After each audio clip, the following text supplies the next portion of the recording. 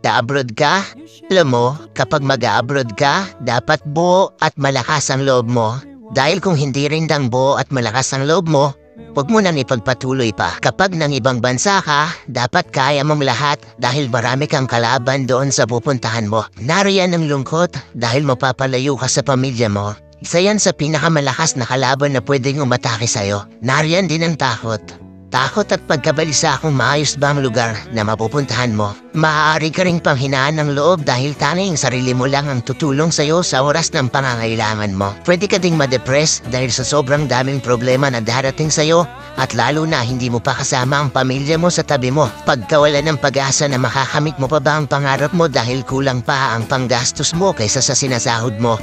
At marami pang iba. Ilan lang yan sa maaari mong maranasan kapag nang ibang bansa ka. Pero dapat kapag nag-abroad ka, kaya mong magtiis at magsakripisyo para sa pangarap mo. Kaya mong indahin ang lahat ng lungkot para sa pamilya mo.